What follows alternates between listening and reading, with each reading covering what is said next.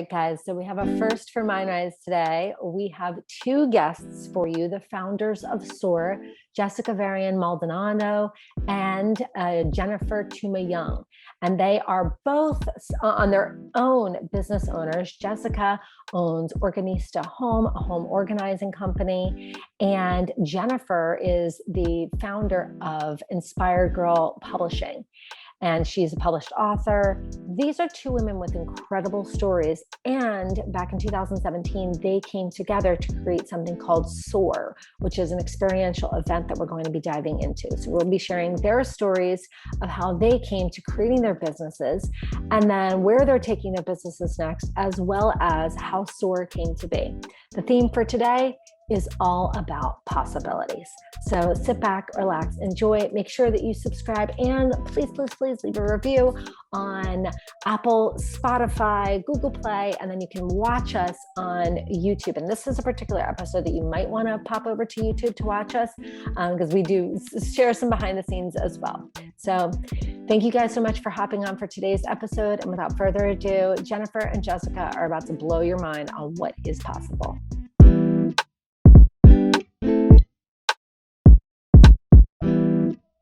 All right, so I was at hot yoga this morning and thinking about this interview and, of course, excited to talk to you guys about the inception of S.O.A.R and how that came to be. And then not only is S.O.A.R something that's I want to say a passion project, but it's grown into such an imprint in the community, but you both have your individual businesses. And I thought to myself, like, how do we take all three of these things and bring them into today's conversation? So I'm like, I don't know, downward dog, upward dog, something. And the word possibility kept dropping in.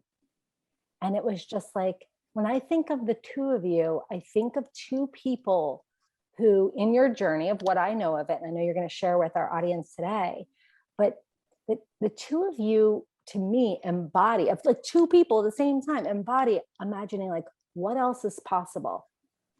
Like looking at either the circumstances around you or even like to meet a need in the community, both from the S.O.A.R perspective, but also how you guys built your businesses. And I just think of both of you as two people that imagine like what else is possible. And then you set your course. And I could be making the whole thing up, but I just felt like that would be a great place for us to anchor into for today's conversation. How does that resonate for you guys? Oh my gosh. Well, I love the word possibility. So it's amazing that would pop up for you with us. So, honored by that. Thank you. Awesome. But, Jess, I've known you, I met you before Jenn. And I knew you to be a person who was just never down and out on circumstances, just like on the journey. So I know we're going to be talking about S.O.A.R today because I really want to talk about like imagining what could be possible for community and what you guys created with S.O.A.R and telling everyone about that. But I'd love for you guys to share the story of kind of how you came together and even the journey of your businesses, like, because we've got lots of births happening here on this episode for today, guys. Right? It's like the birth of businesses, the birth of S.O.A.R. So, Jess, do you want to start it off since you were the first person that I met? Yeah, absolutely. Well, I'm just listening to your voice, and I could listen to your voice for like hours, and I'm like, oh my God, just keep talking. Tell me more about possibility. So you nail it, girl. I'm like, yes, anything you say, Bailey. Okay, but anyway, yes. So, I guess, do you want me to start with Organista Home and then like moving into how I met Jenn, kind of that thing? Yeah, because as far as I know, Organista started before you had met Jenn, or was that a pathway to you meeting Jenn? Yeah, absolutely. Sure. So I started an organizing company, Organista Home, in 2011. It was way before like the Marie Kondo, before anybody knew what a professional home organizer was. And I was just taking a chance. I had seen an episode of Hoarders. I was working in a school program, and the principal was like, oh my gosh, please do something with my office. And I was like, okay, I'll try it, and she saw the gift in me that I didn't realize was a gift. But in hindsight, I can taper it back to Wanamassa Elementary School, where I stayed in from recess and organized the bookshelves. And I went to my friends' houses and I cleaned up their closets. So it was always kind of something. And in that journey, I was writing a book with a girlfriend. And it was the tale of kind of like a home organizing based off a home organizer. And I kind of put it out to the community. Hey, does anybody know anything? Just looking for leads of like, we don't really know what we're doing besides let's write a book. And a friend on Facebook said, oh, you have to meet this woman, Jennifer. She wrote a book and she's local. She lives in Wanamassa, your hometown. So I was like, what the heck? And I think Jen actually was tagged in the post and reached out to me. And here I am like, oh my God, this is amazing. I don't even know this woman and she's offering to help. I didn't even realize the extent of all that Jen had done at the time. So she said, no problem. She met us for breakfast and she goes, okay, basically you're doing it all backwards. And we're like, oh my gosh. But Jen and I formed this friendship. Her and I, we can trace it back to Staples parking lot, where I started to share the Haiti story with her. In 2011, I had gone to Haiti after the earthquake, and she goes, oh my gosh, the story, you have to tell it. It's so remarkable. I can't even believe it. Here you are, raising 4 kids alone, and you're going halfway around the world to help other people. And she goes, I'm having a women's symposium. It was called Bold Her, and it's in the Poconos. Will you come and be on my panel? And here I am, just this girl in the corner, like, who, me? I'm not doing anything. I'm just like the girl from Wanamassa. I'm not really, very, I didn't think what I was doing was a big deal, but Jen saw this brilliance, this shine. And so I said, okay, I've never actually ever spoken before, but why not? It could be fun. So I agreed. And then I went up to the Poconos with a bunch of friends. We made it like an overnight trip and I sat on the panel and I just contributed. And it was just so beautiful. And we just kind of formed a friendship from there. And at that point in time in my business, my Organista home, I realized that there were so many women that really didn't have these friends, this big circle, this big network that I had grown into. And so I was feeling this pull, like, okay, invite them to your birthday party, invite them to Christmas, invite them to your house. And I was forming these friendships with people who were clients of mine. And I was like, something isn't right. I need to do something. I need a women's group. I need to do something. And lo and behold, Jen was kind of feeling the same way, but she wanted to bring it to the shore. So at some point in time, she said, Jessica, I was wondering if you would be my partner in something like that. And I'm like, oh my goodness, who? Me? I don't deserve it. I haven't done all the things you've done. Please, like completely over the moon, honored. Like, how could she possibly choose me? And I had no idea what to do, no idea what to expect. But I'm like, okay, I'll figure it out. I'll build a parachute on the way down. What's the worst case? And so Jen and I started working on S.O.A.R. And, 2000, I think it was 17, we went up to Avenue Rooftop and we're like, this is it. We don't have a dime to our names or a nickel to invest, but guess what? We're booking it. We booked it. Lo and behold, we sold out all 60 seats. We had sponsors and vendors and they didn't require a deposit. So it was perfect. And ever since we've been rocking and rolling, and it's really just a highlight of the year for us and for many others that attend. I love it. I love it. Jen, you got to hop in here. Yeah, and I can't because Jen certainly knows how to set the world on fire.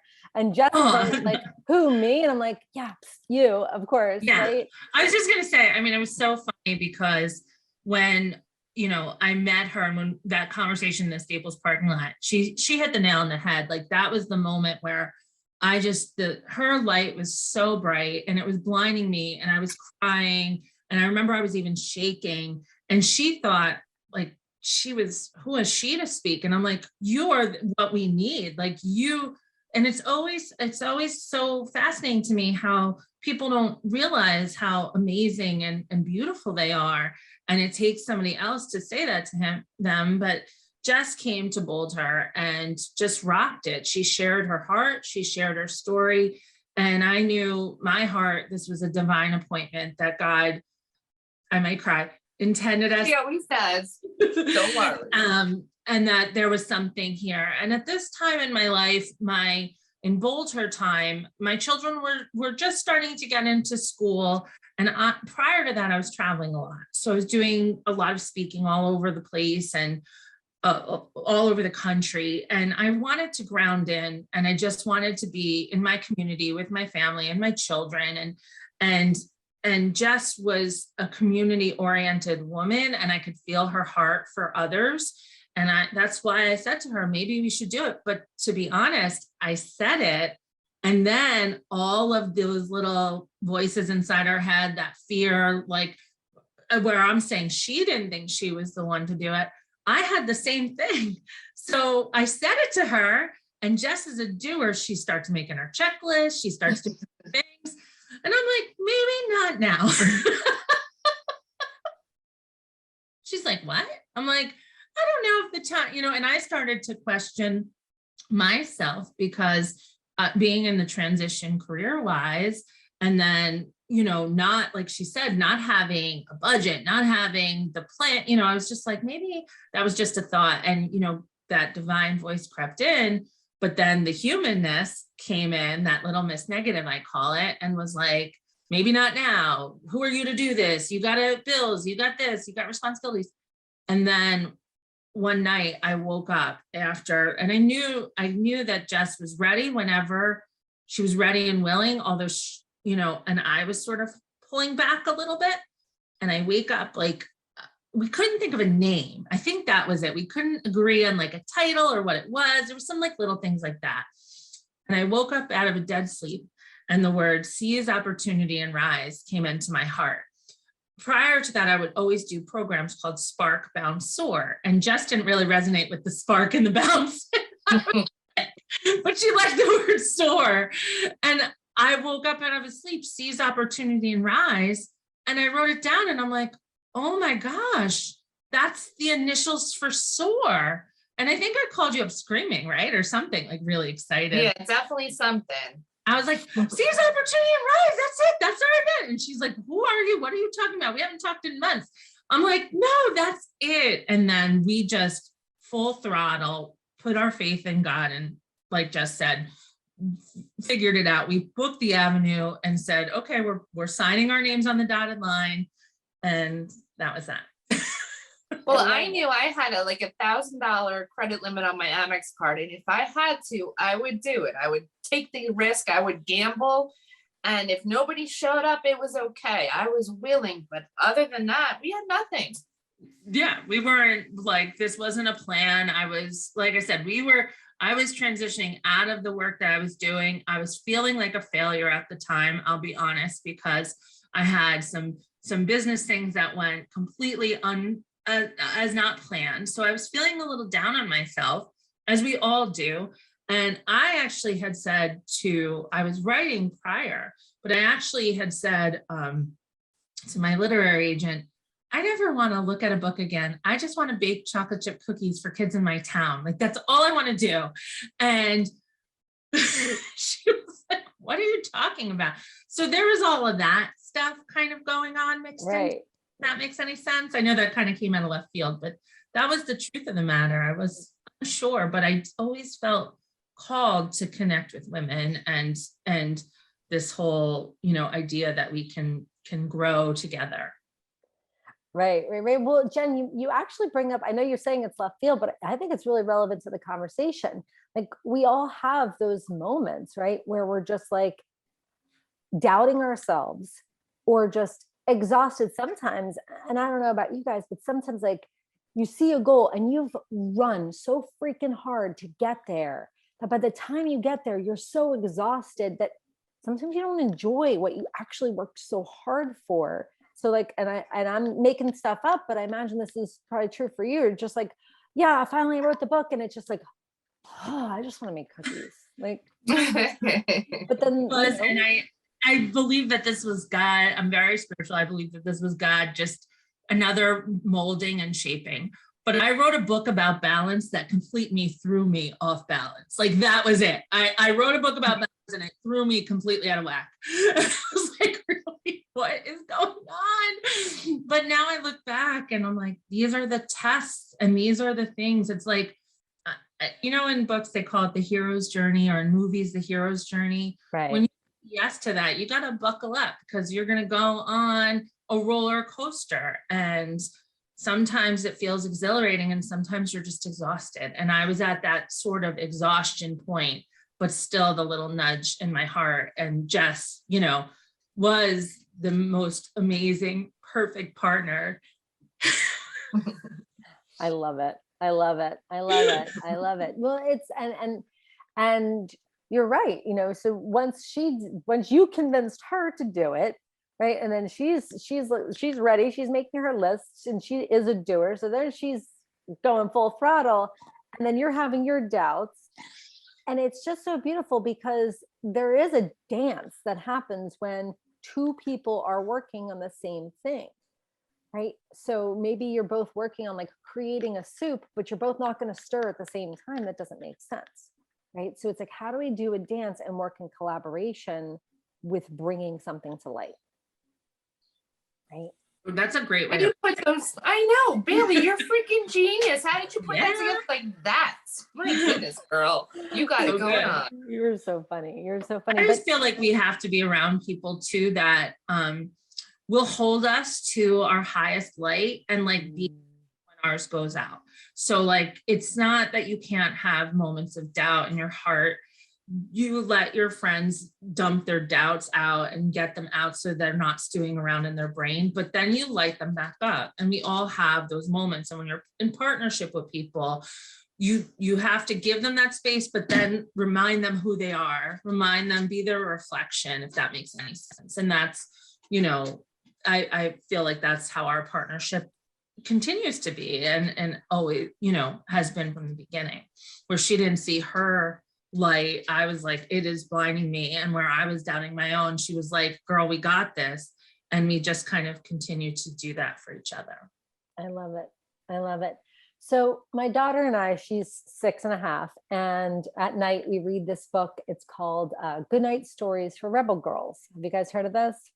Okay. Yeah. So for anyone who's listening that hasn't before, it's really cool. And we'll put a link in the show notes.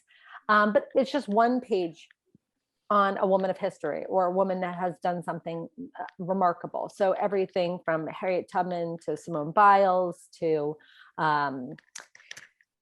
the Bronte sisters, everything's in there. And I was thinking about it, and right, it's a one-page story of their entire life, right? So most of them start with like, once upon a time there was a girl who, and again, it's one page. And I just thought every single person in this book rose, but they rose from suffering.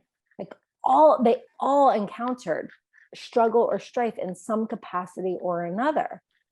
And I think sometimes in our mind, we see people, right? And that's the whole reason that I even started this podcast, was because I wanted to show people what was behind the kimono, right? They might see you guys on stage soar. I think the last S.O.A.R you guys did, Jess was in a it's like full sequin gown. I mean, oh yeah, and I had a wardrobe change. I did my prom dress that you were at. Oh my gosh. Halfway through, I descended down the stairs. Yes, I love absolutely. it. I love it. But right, they see you guys and maybe they don't know the whole story behind it. Maybe they don't know what it took, what struggles that we experienced, the suffering, because that's kind of it. Like, just like you were saying before, Jen, you have those moments of really doubting yourself. And you wrote a book about balance, and then life was like, cute. Well, boom. Right? We're really into what balance is about now. That sounds good. Yeah. And you think you have no idea. right. So all of these, and I believe that there is a book for about rebel boys too. So I don't think it's just girls, but that's the book that we have. But it was so interesting to me. I think there's about 100 stories in the book, and we hold these people on a pedestal. These are historical figures or people that made an impact. We hold them on a pedestal of, wow, like look what they've achieved. And we have to remember they only achieved that because they were willing to navigate the struggle. They were willing to walk through fire, or when everyone else was saying it had to be this way, they decided that's not the truth, right? And that takes a tremendous amount of courage and fortitude. And that doesn't mean you're always moving ahead. There's plenty of times in which you're falling down, like you had shared before, Jen. You had some things in business that didn't quite shake out. And I just think that really adds a certain amount of panache, if you will, to each of us, right? Another color to the tapestry that is who we are and the impact that we make. And I think there's something to be said with making a really big impact. It's going to take some suffering, some struggles, some ahas, and rising above. Yeah. The courage is, I always say, like the courage is what will change your life and change the world. And, you know, if we all have that 30 seconds of insane courage, that's where we tap into our power. And you can't have it without the struggle, because what do you need to be courageous about if you're not struggling? Like you just like, right. So I feel like it's the divine way we're made to, like, okay, I'm going to bring you on the mountaintop. I'm going to bring you in the valley. And in the valley is where you're going to learn the most. And there's a song, it's called The Upside of Being Down. And I love it because whenever you're down, you're like sort of down on yourself, but then you realize this is really the gift. The down is really the gold, you know? Right. It's where we learn so much, because you're right. Like when we're on that mountaintop, it's a sweet spot because we're looking around like, oh yeah, like this is what's possible. And what, like, you know, as my grandmother would say, chutzpah that it takes to climb to the top of that mountain. That's happened in the valley. That's where that stuff's made. Yeah. I'm just loving this conversation. So, okay. So take us back, because you guys, all right, we booked Avenue, 60 people, completely sold out. And that was 2017. So now fast forward all these years later through a pandemic and all of that jazz. But what does, like, for someone that hasn't had this experience before, what is the experience of being at a S.O.A.R event? Who's in the room? What's happening in the room? What is that experience like? That's so funny you say that, because we are actually trying to figure out what S.O.A.R is. It's so experiential, and it's hard to put in words what it actually is, because we want women that are stay-at-home moms. We want women that are CEOs. We don't designate to one person or the other. And we want them to all come together to unite, to talk to each other, to form friendships or bonds, and to be inspired by these incredible speakers, which you were one of them at the Alpaca Farm. And that's a gift that we can give to everybody that attends, but it's also a gift that they give to themselves, taking the time off, investing in the ticket, and just being there and being present. And we are so fortunate. We generally sell half of the tickets for the next S.O.A.R that very day, because women are riding that high, that feeling, that momentum. And I know Jen and I are still working on exactly what S.O.A.R is to, encapsulate in words. Jen, did you come up with anything yet? Well, one of the things at this last S.O.A.R, which was coming off of the pandemic and it had been canceled and rescheduled several times, I had the blessing of having my husband, who has been just such a rock for me in so many ways. And he was there and my daughter was there. And I tried to explain S.O.A.R to them so many times. My daughter has been, so I shouldn't say them. She understands very much what it is and why she continues to want to come back. But we've tried to explain to my husband a bit, and he would always be like, you're a men bashing event. Because, all women, no, we don't even talk about men. Like, no. With that, but jokingly, but he, like, it was hard to put in, and he left. And afterwards he said to me, and I might cry again, I totally get it. He's like, Jenny, I rode home in the car on a high. Like, I rode home, like, just feeling such good energy.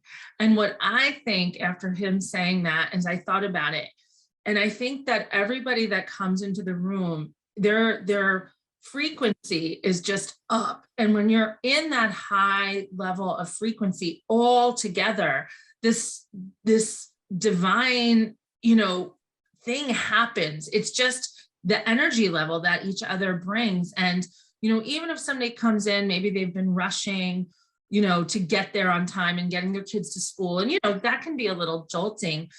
One of the first things that they're given when they walk in the door is a bag to go and pick out free gifts from these amazing sponsors that give us the most incredible things. And, we call it swag shopping. And it's not about the gifts. It's not about the shopping. For me and Jess, when we started to put these things together, it was almost like what we were coming up for us to give to others was really what we were like giving ourselves, in a sense, that nurturing, that care. And I think that everyone feels the same way when they come in, like we're all there to take care of each other, and I think that's God that planted that in us to do for others so we could do it for ourselves. And then it's just this ripple effect that happens. I don't know if that makes any kind of sense at all, but that's how I just feel. Yeah. Yes. No, I definitely, from being in the room several times and having the experience of being in the energy and connecting with other people, I can say both as a speaker and a participant in S.O.A.R that you are now forever connected to the people that you have sat next. And it's one day. This is the thing, guys. Like, we're not talking about like a week-long immersion in Sedona with no Wi-Fi. Like, this is not what we're talking about here. We're talking about a one-day event. But I think that it's just so real and raw. The connections that you make, they are instantaneous, and it's beyond like I'll follow you and you follow me on social media. It's you actually care about this person's, their job, their kid, what's going on in their world, and you're sitting there next to them, a person that you just met for the first time, and you're encouraging them to take really good care of themselves because they are showing up not with the mask of who they think that they should be, but rather I find that Jenn and Jess create a really safe space through the S.O.A.R experience, and who's drawn to come there, that they've put down their mask or their persona of who they think they should be. Jenn cries every 30 seconds. It's great. Like, at that point, like, you just know that this is not a person who's faking it. This is who she is. And the authenticity, like, I think that's the word that really, the authenticity just emanates from each person that comes together, from the speakers that are telling their stories, and imperfect. One of my favorite things, and then I'll turn it back over to you guys, but one of my favorite things about S.O.A.R is, like, yes, I speak professionally. Like, I could speak to a room of 3 people. I could speak to a room of 3,000 people. But the speakers that they have, yes, sure, you have some professional speakers, but they also have people that this is their first speaking gig ever, right? And typically, if you have speakers like myself that, are a professional speaker, you're typically on a panel or everybody else there is a professional speaker.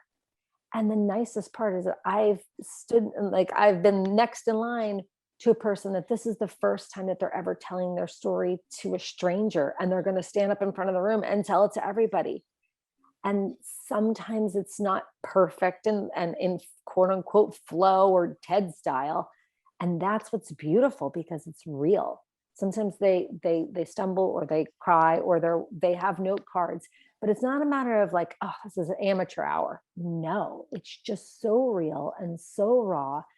And Jess and Jenn give them the courage to stand up and tell a story that maybe they've kept in their heart for a really long time. Wow. I love that, sharing that perspective of it, because honestly, our intention was always to bring in people like Jess, who spoke at Bold Her, who had never thought of herself as a speaker, because it's so powerful in that taking off the mask and being just who we are. But then having people that, like you, that, you have been speaking professionally. It's like that same, but even the speakers that we believe, Jess and I, everyone is divine appointments. So the speakers that come into our hearts, even, professional or never, they always have something extraordinary that we have no idea what they're going to share, because we don't even ask them, what are you going to talk about? Or what's your thing? Like, they might tell us a topic. Well, we don't ask to see notes or slides. We put all the trust that if this person popped into our heart, that they have a message that the audience needs, and that is it. And so, Bailey, when you come and you've spoken at a couple, right? You've spoken at 2. Yeah. Like, whatever comes out of you is supposed to, even if you've done this talking all over, it's always something divine. And then the women or men, we even have men speak sometimes, they just whatever comes out of them, it's like, we know that somebody in that room, if not many people in that room, that was divine appointment. Absolutely. And I can say, like, sure, I have some signature talks, but I don't show up at S.O.A.R and ever do a signature talk. That's not what happens. In fact, that one S.O.A.R I spoke at, I literally spoke, and then I was there for like 5 more minutes and like left and hopped on a plane and went to the Azores. But it was just like, you're right. It's what's emanating through people is the message that the audience needs to hear and that they need to say. It's pretty powerful. So Yeah. Jenn, go ahead, Jess. No, I was just going to say, and it's interesting because we'll hear from people and they will resonate with different speakers. They will absolutely connect to this one will connect to this one. And you're like, oh, wow, you really connect. It's unbelievable who really, stands in, presence for our audience members. So that's why we really try and mix it up and make it eclectic, because you never know who needs to hear that message. And just from off our last one, there's been several people that have mentioned our last male speaker, Ming Chen, and in the most unusual ways. And you're like, wow. And that, so it's just absolutely wild to see who resonates for who and why. Right. So that's why we really mix it up. Right. So in the spirit of possibility, like, what do you guys see happening next within S.O.A.R? What are you craving? What are you calling in? Like, what else is possible? Jenn? Or is it top secret? Oh, no. We coming back after the pandemic and doing the event at Orem, it was amazing because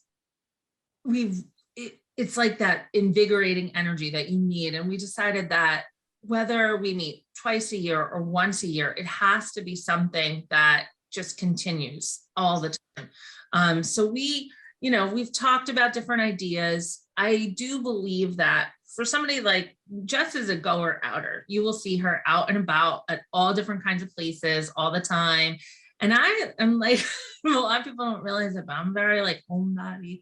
I like to be with my kids and family. I like to just, I'll go out sometimes, but it's not as much. So we never wanted to put the pressure on people. So for people like me that would commit to a once or twice a year, we never wanted it to be like, this is a weekly or this is a monthly or something like that. We just wanted it to be something that we come together for. And so, while we have ideas for different themes, so our next theme is going to be, I think, really, we haven't announced it yet, but really impactful.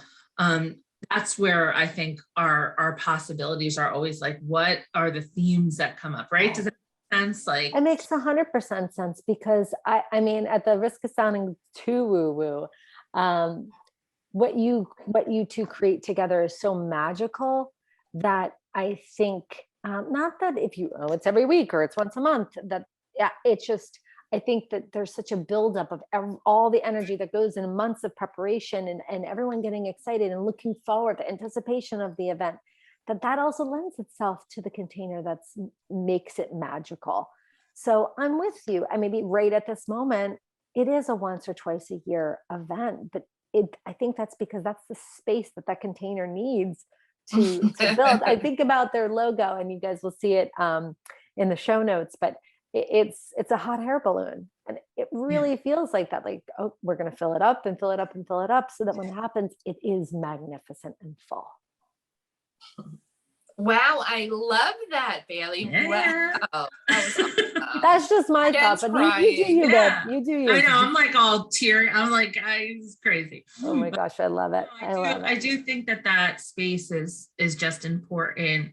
And then when we do come together, like you said, it is this, you just, it's almost like you plug into each other, and it's like invigorating, and you stay connected. I mean, many, like you said, you make these connections with people, and they're deeper than just, we don't do like, it's not a typical, like a lot of times people think like, is it a networking event? I've never considered it a networking event. I love what Jess said about all, whether you're a stay-at-home mom, whether you're a CEO, because at the end of the day, we're all the same anyway. Like, it doesn't matter what our labels are, what we do, whether we have children or not, we're all the same. And we can see the reflection when we're in that room together. Right. Up in heels and flats. Half the time I end up putting slippers on before the day ends. I'm like, what am I thinking? I'm not in these heels anymore. But that's just the, the space. Mm-hmm. Absolutely. Absolutely. So Jenn, I mean, Jess was telling us about Organista Home. And the thing is, and this is where I kick things off of two women who embody possibility. We're talking so much about S.O.A.R, which is amazing. But this is kind of just something the two of them do for fun. You guys have to understand. Like, this is literally just like, oh yeah, we have this business for fun, or on the side. So would you mind sharing with us like about your path? Because you had shared earlier that you wrote a book that was about balance, but you've written a couple of books, and you've also inspired lots of people to share their own story through the written word. So tell us about that. Sure. So, so as we talked about, writing is my heart. I love hearing people's stories, reading people's stories. My background is in coaching. So, over 20 years ago, I was, started coaching people. So I've got the personal development kind of background. And then one of my clients, who remained a client for a very long time, even through some of my struggles, we just had that connection and would, stayed on as a client. He wrote a book, and, I sort of helped him with it. If it was, he self-published it, but we worked on certain aspects of it, and then helping him to get the message out into the world. And he says to me, I think like the beginning of 2019, you got to help people do this. Like, this is a thing. And I was like, really? People need help? Like, he's, all had great, outcomes from his book and all that. So just sort of on a whim, I thought I was working, my husband and I had a family business. I loved it so much, but I also, had this calling to, do some of, just when he said that, I said, let me just put something out there and see if anybody wants to work on a book. Well, I sent the package to Jess. She, immediately started to think of everybody that should be writing books and sent it to her. And then at the end of the day, she comes to me and she says, I know this is crazy, but I'm sending this to all these people, but maybe it's me. Maybe I'm your client. And I was like, what? And I got chills, because if you go back to Jess's story, right, we met because she wanted to write a book. But like the two of us all these years, like it was like this full circle moment. I got full body chills. Yes, it's absolutely you. And Jess was adamant, like, I don't want you to do this as a friend. I want to be a client, and I want to do the whole thing. So Jess and I worked on her book. She had no business. And we did she wrote it, we, did the editing, all the things. And I released it through an imprint that at the time my business, my brand has always been Inspired Girl. So I called it Inspired Girl Books. And it was such a blast watching her story come to life that I started to just sort of put that out there. Like, who else wants to write a book? And, another woman, Lucy Dickinson, came along, and she had this incredible story. And then Joanne Nocera didn't even know she wanted to write a book, but just started telling me these stories. And I'm like, the world needs this. So it was crazy how all of a sudden this now it was just happening where people were just coming to me for maybe coaching or this, but they had these books. And then, so in 2019, we released Jess's book, the same year that Tom planted the seed. And then in 2020, we released Lucy's book, then Joanne's book, and then a woman named Maureen Spataro came. And then this, you know, just book after book started to come. And, you know, by the grace of God, we have 28 Inspired Girl book authors. It's now full-fledged publishing. We do everything from print on demand to digital to offset print publishing. And we're parlaying much of the content into other things. So, you know, we have some content that's going towards, you know, film, some content that's going towards TV. And we're just trying to get these messages into the world that is amazing. I love it. I love it. And it all started when you were writing and then you were like, I just want to make cookies. You know, it's so funny because I said that clearly. And then, you know, it's crazy how I think sometimes the things that we fear the most or that give us the most trouble is really where, you know, that's really where the gifts are, but we resist the gifts so often, you know. But yeah, and it's been a blessing and honor. I feel like, again, just like with S.O.A.R, everyone that's come in through Inspired Girl has been divinely appointed to us and to each other. And, you know, we're starting to do events, doing stops at different bookstores and we have an event January 23rd at S.O.A.R Antique Center, which is like, they're doing wine and cheese and meet the authors of Inspired Girl books. We signed our first Inspired Guy author recently, which was super fun. I love it. I love it. I love it. I don't even have to ask you like what else is possible because it's like, we're already hearing it. It's almost like popcorn, like, and then we're going to do this and we're going to try this and we're going to be open to that. Well, look at that picture. Yeah. That's I mean, like, I wasn't even good in school, but here I have my Barnes and Noble poster. Like, how in the world, talk about possibility, does this high school graduate that was just average in school have a book signing in Barnes and Noble? Like, Jenn made that possible, and she's continuing to make that possible for so many. I mean, it's just amazing to watch her start with one, and now she's got all of these, and she's built like this tribe that everybody supports each other. And then, you know, I don't know, it's just fabulous to see, you know, from inception to where it is today. Well, it goes back to that like core belief that we have at Mindrise that a rising tide lifts all ships. Like, that's what it is. So once you say like, hey, this is possible, then we inspire, you know, and to piggyback on Inspired Girl, you inspire someone else. Like, if I can do this, you can do this. And just like you're saying, right, we have that inner narrative of I'm making stuff up, but I'm just a high school graduate. And frankly, like, I wasn't even that great in school.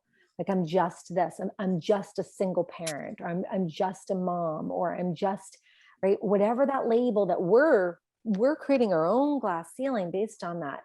And when we start to imagine possibilities, we push that ceiling up out of the way, right? Yes. And then we have evidence, which I think is incredibly powerful. You know, and for everybody who's listening on Spotify or Apple or on Google Play, and you guys want to see what Jess just showed us, definitely hop over to the YouTube, because, you know, we're looking at the poster of your book signing at Barnes and Noble. And they had created a whole entire window display of Jess's book. When you went into Monmouth Mall, you saw like 50 copies of her book, taking the entire, and she said, I wasn't even good in high. I said, that none of that matters, because your message, you would not dream this book if somebody didn't need it. So all the things our mind says, none of it matters. It's dust. What really matters is that human connection and I believe everybody has a book. Everybody should share their story in some way, shape, or form. That's really where the learning is from each other, and the connection, and you know, we see how alike we are, even if our circumstances are different. But I do know without a doubt in my mind, looking backwards, that if that first balance book didn't throw me off balance, we wouldn't be here today, because I never have even thought about, I had a traditional publisher. They were, incredible. But I would never have thought of reverting my book rights and doing anything indie, and we didn't really talk too much about that, but that indie publishing is how we got to Inspired Girls. So at the time it felt really crazy, but now it all makes beautiful sense.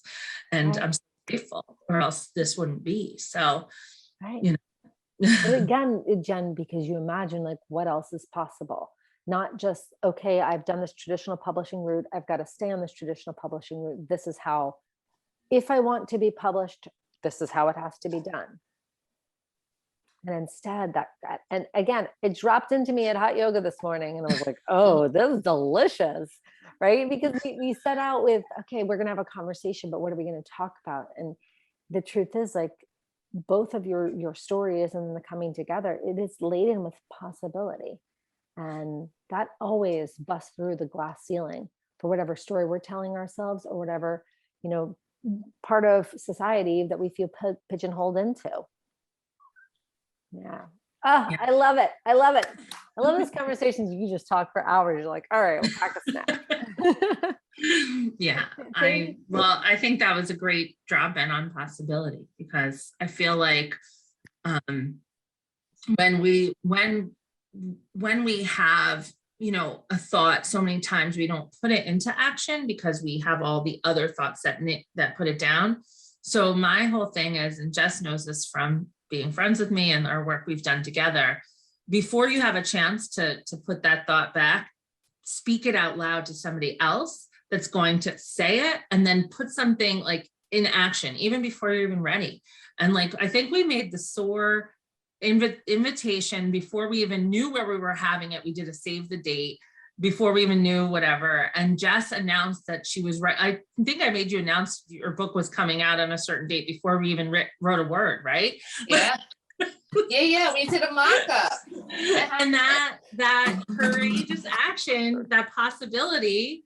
Yeah. We made like a mock-up. It wasn't, people are like, oh, I love the cover. I'm like, I made that on like Canva. Like, I don't even remember where we made it. It wasn't a cover. It was just to like put it, I believe that action changes our whole belief system. We could go on and on about that. Oh, we could go on and on about that. But I'm absolutely right there with you. Like, that is a bit of evidence. And when we have evidence contrary to our narrative, right? The narrative was, I have a high school diploma and I barely got that, right? And it's like that inner narrative is going to keep it right here. But when we have evidence, okay, here's your book cover. Okay, here's your date. Okay, here's your announcement. That momentum. And I mean, that's special magic, especially how Jess is wired, right? As a doer. Like, she's like, okay, that's where we're going. Right. And it takes this, and it's like, that narrative's done. Yeah. Right? And then that's also something that you can't carry. I mean, with love, Jess, you can't carry that around with you anymore as something that you were limited by, but instead something that you've overcome. The new narrative is, I'm a published author. I'm a successful published author. I am the CEO of my company. Oh my gosh, Kat, I don't know if I can say that. I still struggle with that. Yes. Owning my power.